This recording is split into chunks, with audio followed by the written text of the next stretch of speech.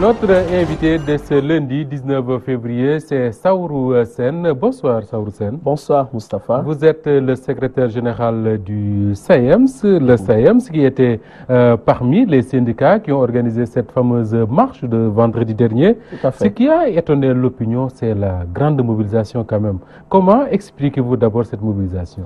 Oui, merci Moustapha. Je dois le dire pour le reconnaître avec tous les Sénégalais, cette mobilisation, ce n'est que l'expression de la détermination des enseignants à en finir avec la situation de dilatoire et d'injustice que le gouvernement du Sénégal a voulu leur imposer. C'est la raison pour laquelle, comme vous l'avez vu ce vendredi-là, je crois que tous les enseignants étaient là, et ceux de Dakar. Et je dois préciser que, comme le font les politiciens, nous n'avons pas fait de mobilisation à l'intérieur du pays. C'est les gens qui sont venus spontanément au et exprimer leur dégoût, exprimer la déception qu'ils ont de ce gouvernement qui croit pouvoir conjurer le sort des enseignants par la magie du verbe. Quand vous dites que c'est une mobilisation spontanée, cela veut dire peut-être qu'il n'y a pas eu de Ndiaga Ndiaye pour transporter les militants des syndicats de Dakar, de la banlieue, de l'intérieur du pays? Mais justement, la presse était là-bas pour constater de visu que nous étions là, les gens sont arrivés de façon spontanée, avec leurs propres moyens, et il y en a même quelques avaient la route pour venir des régions, je dois le reconnaître, mais c'est de Thiès, de Mbour, de Tivaouane. Mais sinon, vraiment, c'est la détermination des enseignants qui exprime la réalité de la situation enseignante. Parce que je dois le dire aussi pour la vérité, je crois qu'aujourd'hui, il y a ce qu'on appelle le malaise enseignant. Et ce malaise-là est lié à un système de rémunération vraiment qui les défavorise. Et dans un contexte économique très difficile. Et c'est la raison pour laquelle aujourd'hui, les enseignants se sont appropriés la lutte et ils se sont dit que c'est leur combat. Et c'est vous dire aussi que de tradition, ou en tout cas dans ces situations-là, on a l'habitude de laisser la situation pourrir jusqu'à un moment donné pour dire que nous allons sauver l'école, nous allons sauver l'année, mais cette année, les enseignants sont déterminés. Alors, très souvent également, ce qu'on entend, en tout cas des tenants du pouvoir, c'est que tout ce tintamarre-là autour des syndicats, c'est peut-être ce que je pourrais appeler l'élite, c'est-à-dire quelques enseignants qui sont dans les ne les suit pas. Est-ce que cette marche-là n'était pas pour vous un moyen de prouver qu'effectivement la masse enseignante est avec vous? Non seulement c'était un moyen, mais je dois le dire même pour le prochain plan d'action. Si nous suivions que la détermination des enseignants, le plan d'action serait encore plus corsé. Il y en a des gens, dès qu'ils ont reçu le plan d'action, ils nous disent que non, ça c'est trop mou parce qu'encore une fois de plus, il faudrait qu'on en finisse avec ce gouvernement-là qui n'a aucun respect vis-à-vis des enseignants. C'est vous dire aujourd'hui la des enseignants à engager ce combat de la justice et ce combat de la régularisation de certaines situations. Je dois le rappeler pour la vérité aussi.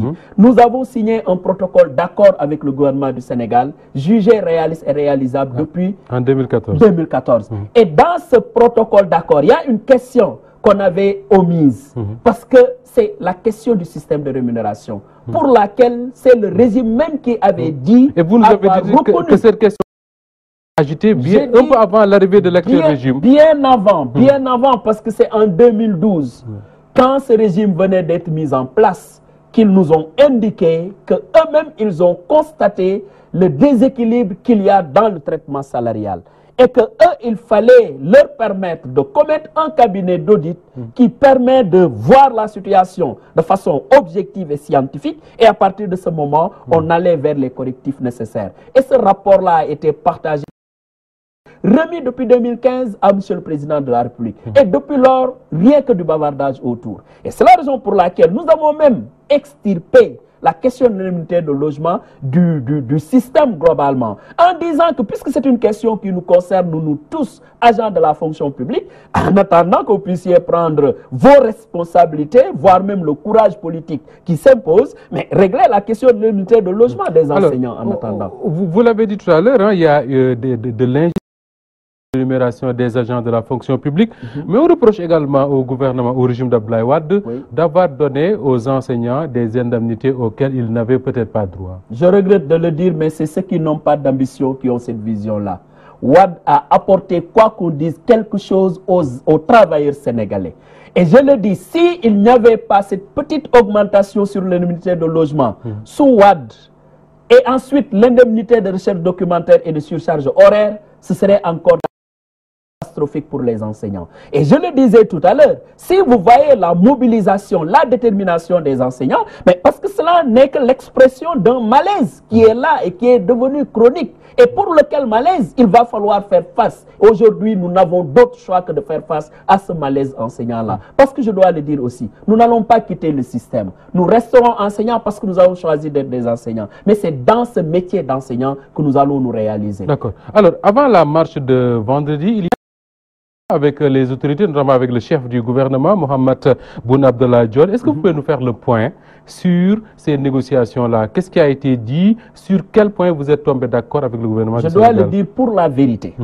Lors de la rencontre avec M. le Premier ministre, ils se sont appesantis davantage sur des questions de bonne gouvernance et non sur des questions de revendication. Qu'est-ce que vous appelez des questions de bonne gouvernance? Ce que j'appelle les questions de bonne gouvernance. Je prends le cas des lenteurs administratives. Dossiers d'enseignants dorment à la fonction publique, sans projet ni date. À partir de ce moment, la faute à qui? À l'administration sénégalaise qui n'a pas fait ce qu'elle devait faire pour que les actes sortent normalement. Nombre de ces actes reçus n'ont pas fait l'objet de mise en solde au niveau des finances, si bien qu'une dette qui avoisinerait les 84 milliards est là constatable au niveau du ministère de l'économie et des finances. Des enseignants. Quand on revient sur la question du DMC, pour dire que nous allons décanter le DMC en mars 2018 avec 12 milliards, je dis où est l'argent du DMC de 2016, les 16 milliards qui avaient été prévus en 2016? Où sont les 18 milliards qui étaient prévus en 2018? Donc, c'est vous dire que sur nombre de questions, sur lesquelles ils ont apporté des réponses, je dis que c'est des questions de gouvernance, parce que ces questions-là n'ont jamais fait l'objet de grève. Pour ce qui est de vos questions, des questions de Maintenant, pour les questions de revendication, qui en réalité ne devraient même pas être considérées comme des questions de revendication, puisque des accords sont signés. C'est des accords signés. C'est la question du corps des administrateurs scolaires, sur laquelle ils veulent revenir sur l'accord. Nous leur avions dit que nous n'étions pas venus pour rediscuter un accord déjà signé. Les passerelles professionnelles, ils peinent à convoquer le concours. Et ensuite, cette question de l'indemnité de logement des enseignants, qu'ils veulent remettre à chaque fois à demain. Questions-là sur lesquelles on attendait le gouvernement du Sénégal. Et vous avez vu la sortie ou la proposition ironique que le gouvernement a fait sur la question en nous parlant d'un budget, enfin d'une enveloppe de 12 milliards, alors que les sommes que j'ai annoncées tout à l'heure, qui concernaient le DMC, il suffisait de rassembler ces sommes-là pour aller... Ces sommes-là dont vous faites état, c'est des sommes qui avaient été dégagées pour le DMC et qui ne sont pas arrivées, je m'excuse de manière très simple, entre les mains des enseignants. Ce ne sont même pas seulement les enseignants, c'est pour tous les agents de la fonction publique. Mais je dis que c'est des sommes qui avaient été annoncées, qui figuraient dans le budget et que personne ne sait la destination qui avait été faite pour ces sommes-là. Et je dis, il suffisait tout simplement, par une volonté politique qui regarde la lancinante question du logement de l'enseignant pour pouvoir faire un geste appréciable et acceptable. Et c'est la raison pour laquelle nous continuons à croire que personne ne peut nous convaincre que parce qu'aujourd'hui, l'argent pour régler ces questions-là que le gouvernement du Sénégal vous l'avez dit vous-même plusieurs fois, les enseignants insistent sur ça, qu'il n'y a pas de revendication nouvelle. Tout ce que vous demandez, c'est des accords sur lesquels le gouvernement avait donné son accord, je m'excuse de la répétition, et des accords pour lesquels le gouvernement disait que c'était réaliste et réalisable. Mais vous, exactement, en 2014, nous sommes en 2018, qu'est-ce que vous demandez très exactement en ce qui concerne la rémunération, mais également les indemnités de logement? Vous savez, décision pour ceux qui fassent croire à l'opinion ou qui tentent de faire croire à l'opinion que parce que nous sommes dans un contexte préélectoral que nous agitons ces questions. On reviendra sur cette question-là du contexte. Mais je dis bien, pour revenir aux préoccupations, je dis que le gouvernement du Sénégal n'a qu'à regarder au niveau de la grille salariale des agents de la fonction publique comment les agents des autres corps sont traités sur la question de l'indemnité de logement. Parce que la indemnitaire au Sénégal obéit aux questions des diplômes obtenus. Donc les critères, d'abord, c'est les diplômes obtenus. C'est le diplôme. C'est pas la qualification, c'est les diplômes. On n'a qu'à regarder. Qu'on soit enseignant ou journaliste, c'est la même chose. Vous voyez, dans tous les corps, cette indemnité-là, dans beaucoup de corps, en tout cas, l'indemnité est allouée. Regardons le niveau diplômant des agents qui ont reçu cette indemnité, comment elle est organisée dans ces corps et le tour est joué pour les enseignants. Pourquoi on vous que vous êtes plus nombreux? Non, non, écoutez, si nous sommes nombreux, ils n'ont qu'à nous diminuer. C'est ça la vérité. Et je dis, quelqu'un le disait, si l'éducation coûte cher, il faut essayer l'ignorance. Mais pour revenir à la question de l'immunité de logement, je dois le préciser, Moustapha. Vous savez, tous les agents à qui on a attribué cette indemnité, s'ils rentrent chez eux, c'est pour dormir ou se reposer. Mais l'enseignant, chez lui, c'est en même temps son bureau. L'enseignant fait ses travaux de fiches, de correction de devoirs, entre autres préoccupations, à la maison. Qui mieux qu'un enseignant mérite une indemnité de logement? C'est la raison pour laquelle, encore une fois de plus, en tout cas, personne ne nous a opposé un argument qui va dans le sens que les enseignants devraient obéir ou laisser passer les choses. Non, nous ne pouvons plus l'accepter. Alors, l'argument que certains tenants du pouvoir vous opposent, c'est notamment que vous faites de la politique. Le ministre directeur de cabinet du chef de l'État a fait une sortie contre certains enseignants qui avaient suscité des réactions, jusque c'est les enseignants membres de... Je le disais, pour le contexte, je dois le rappeler, pour la vérité, c'est en 2012 que le régime lui-même nous a indiqué qu'ils ont fait une observation sur le déséquilibre noté sur le système de rémunération et qu'il fallait taire toute revendication pécuniaire en attendant l'étude sur le système avec un cabinet indépendant. Cela a été fait, les résultats partagés, le document remis à M. le Président de la République depuis 2015. Depuis lors, plus rien. Pour aller régler les choses, encore moins de volonté pour proposer quelque chose aux enseignants. C'est ce qui est inacceptable. On nous dit oui, la situation est là, nous l'avons constaté comme vous tous, il y a des gens qui sont très bien payés, d'autres sont mal payés, mais nous n'avons pas de solution.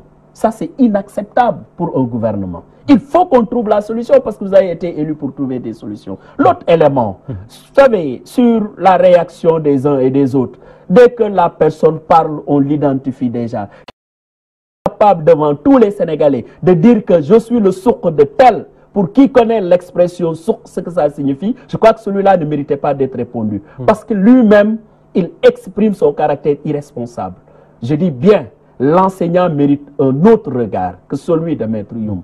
Et je crois que je ne lui ferai pas le plaisir de perdre quelques secondes avec lui, parce que moi je considère que s'il y a un maître chanteur, ou en tout cas un trouvère digne des époques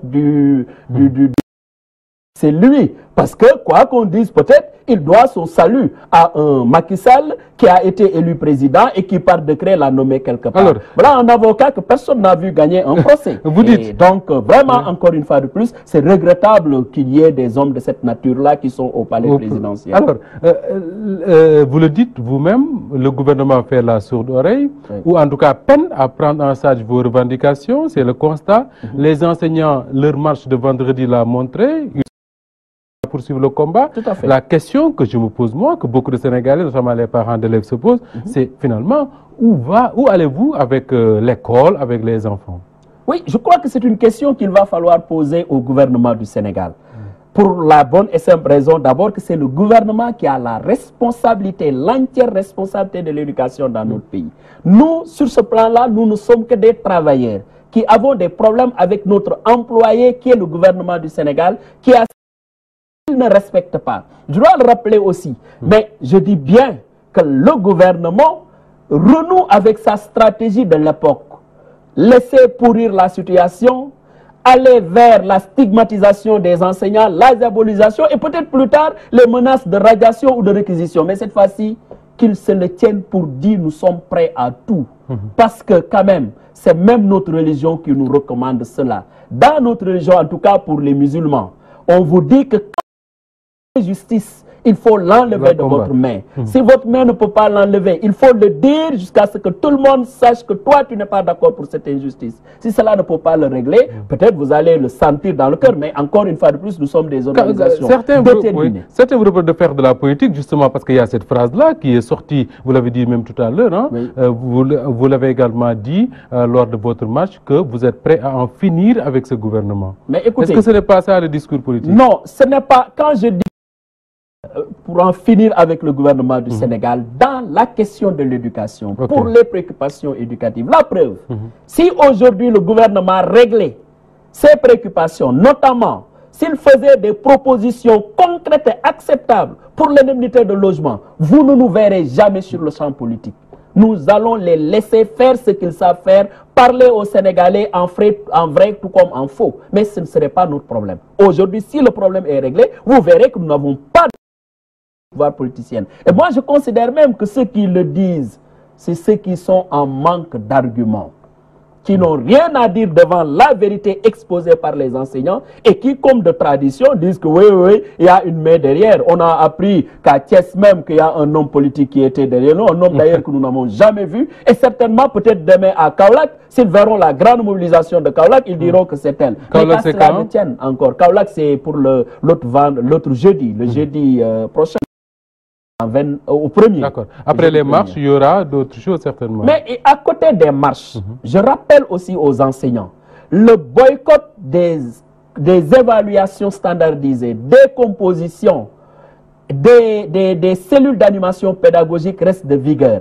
Et nous avons vu aussi l'État du Sénégal prendre des ASP, prendre des élèves, surveiller d'autres élèves pour des compositions. On ne l'acceptera pas. Parce que ça, ce n'est pas crédible. Si l'État agite même la question de la ponction, c'est pour faire dans l'intimidation. Mais je dis encore que les Sénégalais aussi, je les prends à témoin, au lieu de trouver des solutions aux problèmes qui se posent à l'école, l'État a déjà opté pour la confrontation. Il nous trouvera sur le terrain. Vous êtes prêts? Nous sommes prêts. Grand merci à vous, Saourou Sène. Mais c'est moi qui vous remercie, Moustapha, et je remercie tous vos téléspectateurs. Merci. Je rappelle que vous êtes le secrétaire général du SAEM, c'est que vous étiez l'invité de cette édition. Terminé. Mesdames et messieurs, merci de la fidélité. Merci à toute l'équipe qui m'a accompagné juste après moi, Nicolas Mambaning Sonko, dans son émission Air de jeu. Mesdames et messieurs, merci de la fidélité à Walf et bien à vous.